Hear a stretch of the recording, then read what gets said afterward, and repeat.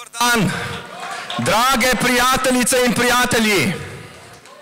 Življenje in družino v središče. To je prihodnost Slovenije in to je prihodnost sveta.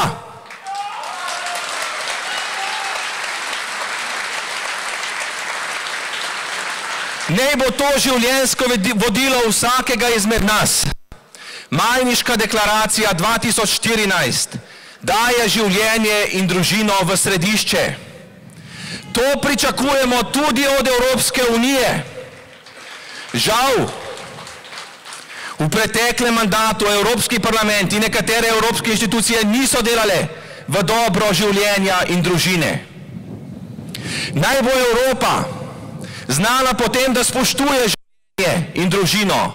Ne pa tako, kot se hvalijo nekateri evropski politiki, ki je zasluga Evrope, da je olajšala dostop do pornografskih filmov. V obsodbi Janeza Janše piše: sodba v imenu ljudstva.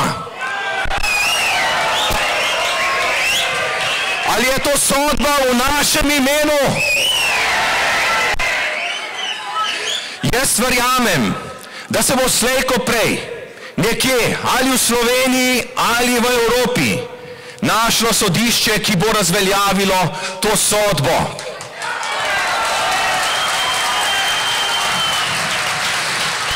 Vsaj tako pomembno, kot to sodbo razveljavi sodišče, pa je, da jo razveljavi ljudstvo, tisto, v imenu katerega je bila napisana.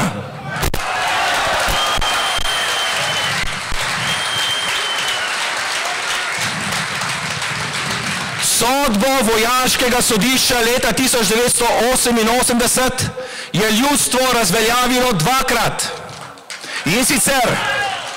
In sicer na prvih demokratičnih volitvah in na plebiscitu. Sodbo, krivično sodbo proti Janezu Janši iz letošnjega leta pa bo ljudstvo razveljavilo trikrat. Na 3 letošnjih volitvah. Ali je tako? Glas proti lobijem, ki preganjajo Janeza Janšo.